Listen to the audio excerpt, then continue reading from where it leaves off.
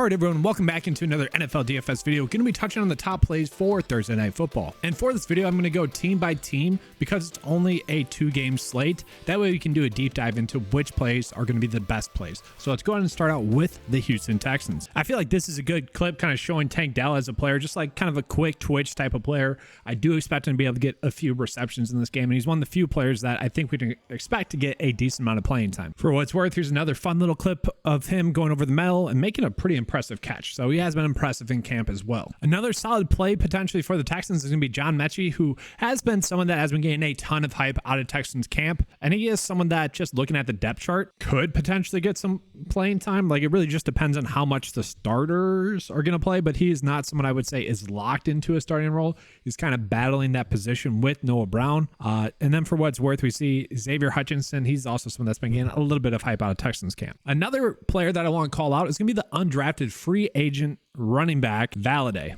He is someone that has been getting a decent amount of hype out of camp, and he is a quick twitch type of running back. Kind of gets me excited, and maybe that's more of what it is. It's just he's kind of an exciting player to watch. Maybe there's a little bit of bias there. And looking at him, like, he is a smaller running back, and obviously we don't really expect too much out of him. I expect him to be a practice squad player for them. But when we look at the depth chart for the Texans, there is a ton of potential playing time available for him, I would say, because you got Pierce there. Why would he play a lot? You know, he's already a bruiser type of running back. No sense in getting him more touches.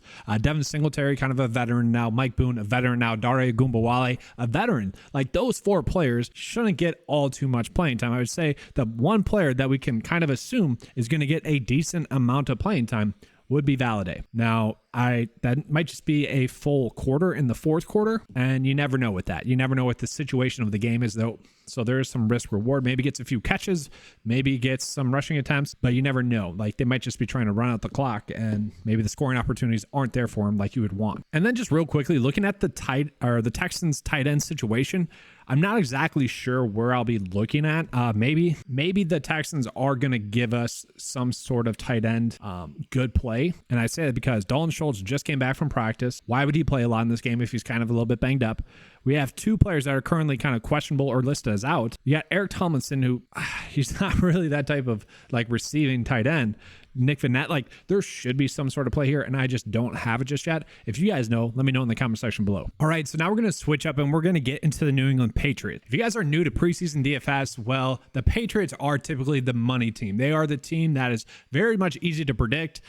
They typically commit to either throwing the football a lot or running the football. Now, the previous seasons, we had actually seen them run the ball a ton, okay, and commit to kind of one running back. They didn't do that last year, and maybe they just wanted to see what they had in Bailey Zappi. They actually ended up throwing the football a decent amount of last year. Still, though, the players that we thought would be good plays, especially the receivers, were the good plays. Talk about Trey Nixon, Wilkerson 2 years ago. You had little Humphrey Jordan, who was also someone that was, you know, popping up throughout the camp. So they are still a team that does give us enough information to the point where they are kind of easier to predict. So I do kind of expect that again this preseason. And so I wanted to show you guys kind of what I mean just by looking at the depth chart. Like, we can see Bailey Zappi in the first preseason game last year, 32 passing attempts. Okay, 1 touchdown, 200 passing yards. That was great. Then we look at the players that I mentioned. Like, these were the players that were easy to predict would do well from the receiver position. Wilkerson, I believe he's someone that's injured right now.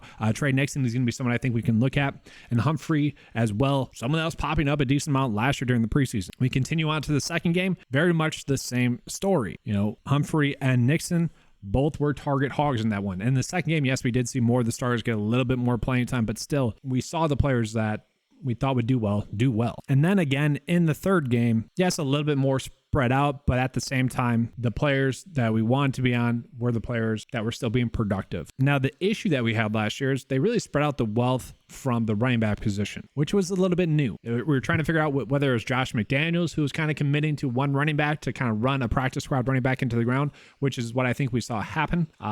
And it ended up being like a Bill Belichick thing. So now when we go in and look at the depth chart just in general, we'll start out with the quarterback position. Mac Jones, we have no idea how much playing time he's going to get. That's a big question mark.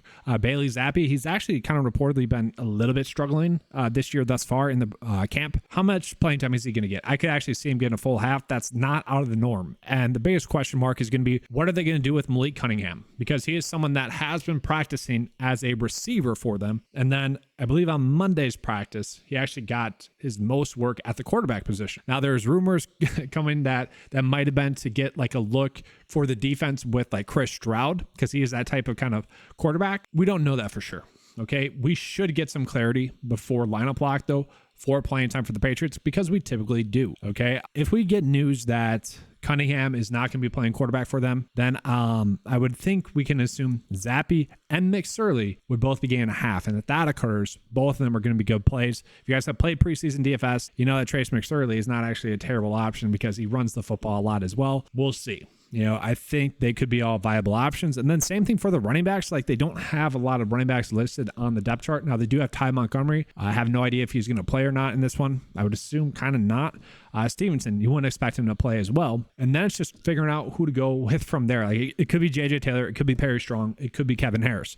I think the best option here would be to just spread out it.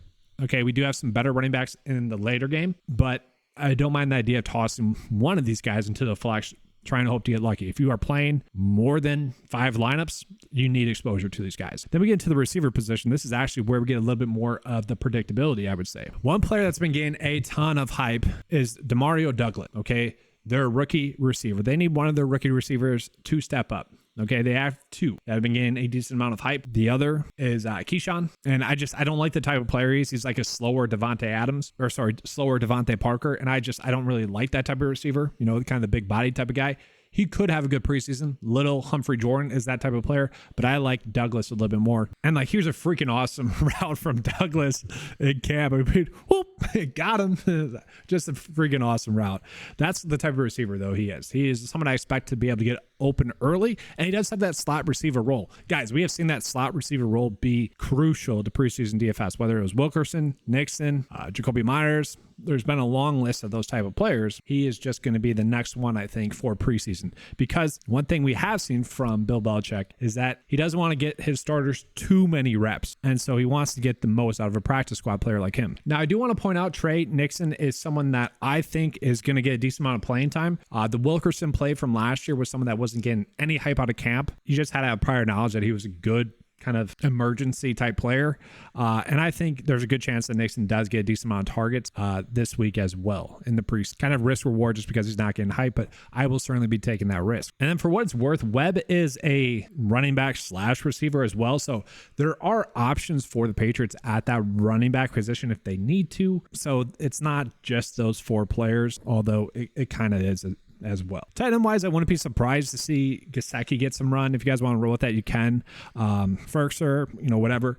Once again, if you guys know a tight end play that you really like, let me know. And then I actually don't mind the Patriots defense. If you guys remember looking at the game logs here, 23 points given up, 10 points given up, 23 points given up. Like, they typically just do not give up that many points because they typically will have long sustained possession. And now we go ahead and get into the night game. This game is going to be the game I think we're going to be attacking the most, because we had the most kind of clear-cut plays as I'm recording this video. Going to go ahead and start out with the Minnesota Vikings. I'm pretty excited about the situations that we have here. All right, so let's just start off with kind of Ty Chandler, who was a top 10 running back in the preseason last year. Now, all in all, that doesn't really matter too much because he didn't get that much kind of work. He was just an efficient runner. But that is something I want to echo, because if we look at that running back room right now, the Vikings are currently banged up. Alexander Madison probably not going to play. Another one of the running backs kind of banged up. Did the walkthrough on Wednesday. We'll see if he's going to play. Probably not. That would actually leave Ty Chandler, who's actually listed as the 3rd running back on the depth chart, to get a decent amount of work. And then you also have the rookie running back, Dwayne McBride. He would also be someone that I think we could look at, because I would assume he's going to get a lot of work, especially if that running back room is going to be as small as it is. Because we know CJ Ham, more of a fullback. He could get some run in the preseason if they need him to, but I doubt it. That really just leaves McBride and Chandler to get a lot of work. And so for now, I would say it's safer to go with McBride. And I do just want to call it, guys, Jordan Addison has really been standing out. He's really been giving off Justin Jefferson vibes when he was a rookie, where the camp hype is there and the plays on Twitter, if you're looking there, are there as well. He has been standing out. Like, he's just a route type of guy, like just knows where to go and knows how to create separation and has a good catch rating. Here's a nice little toe taps that he's had thus far in camp. Can't really see too much, but he is making plays. Okay. I'm excited for him. The question becomes, how much playing time will he get? Given the fact that he's a rookie, I think we can expect him to at least get a quarter or so to get more acclimated to the offense. Obviously, playing time for a rookie like that is crucial. And because of that, and because of how good he's looked, I am very interested in him as a play. That being said, we do have some players that are currently listed as questionable. Now, I think Naylor is going to be good to go. Tristan Jackson, he is currently banged up. Probably not going to play. Jalen Reagor is fighting for a roster spot. Probably not going to make the team. We'll see. But Naylor is someone I think if we get confirmation is going to play, I wouldn't mind him as a receiver play. And we are going to have to find some sort of good Vikings plays, because probably the easiest core play I would say on the slate is going to be Jaron Hall, which probably sounds weird for some people. And why will it be a core play? Because the last preseason, the Vikings had two quarterbacks that ended up getting a majority of the passing attempts. 2 out of the games, it was Kellen Mond. And Jaron Hall is kind of in that Kellen Mond situation now. And we have already heard their head coach come out and say that you might as well get a look at these young rookie quarterbacks, because that's the only time you're going to. They know what they have in Nick Mullins. They know what they have in Kirk Cousins. So Jaron Hall is going to be someone that I think is going to be a core play. He's expected to get at least a half of football based on the quotes that have come out from the head coach and based off of his tendencies in the past, given the fact that Munn last season, preseason, got a ton of work, threw the ball 20 passing attempts or so per game. That gets me really intrigued about Jaron Hall. And now we're not going to get too many clips out of him, but he is a player that can rush the football. He's a quarterback that can run. That's always huge in DFS. Obviously, that just gives another little added bonus.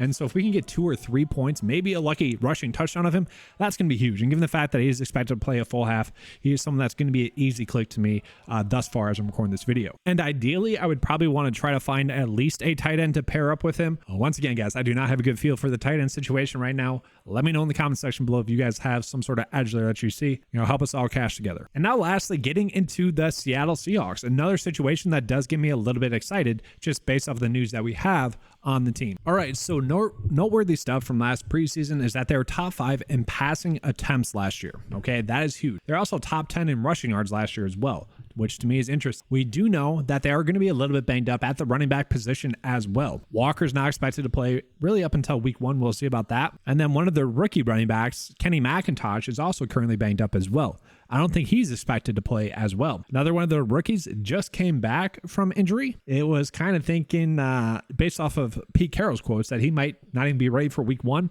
He ended up coming back to practice last week. So not too much of a concern there with him now. And we also have DJ Dallas, who's kind of been standing out in camp. He is the one that really went off last year in the preseason, ended up being the top kind of rusher producer in the preseason last year.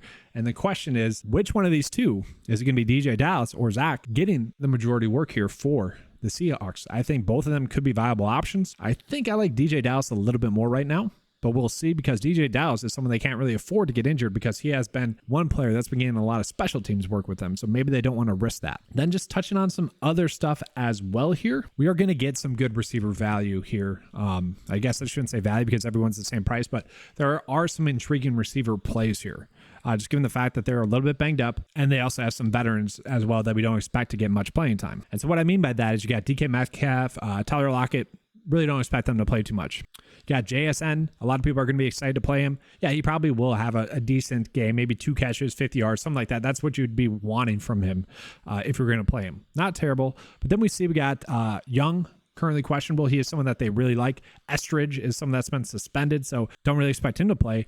And then we really do a deep dive into 2 plays that I kind of like. So the Seahawks had a mock game this past Friday, and this is going to be a play from an undrafted free agent, Jake Bobo, and you'll see him make a catch in the corner of the end zone here. Phenomenal catch. It just, he didn't get both feet down, a little bit late of a throw, but look at that. I mean, like, good body control to be able to go up and grab that football. And the big takeaway from him is that he ended up having a really good game for them in that kind of mock game, that practice. 7 catches, 76 yards, and a touchdown. That's obviously really good, right? And so just given that, and here are those stats, and given the projected playing time I think we can look for from him, like at least a half football, I would say, just given kind of the receiver room and given what they've done in the past, I do expect him to get about a half of playing time. He is going to be a very interesting click. Now, he's not going to probably play until the second half, but I do think he's an interesting click. We see Thompson there as well, someone that got 4 receptions, 54 yards. That is noteworthy to me as well. So both of those could be good plays, but I do think we want to be looking at the quarterback position a little bit here as well. So the big takeaway from the Seahawks is that they only have 3 quarterbacks: Geno Smith,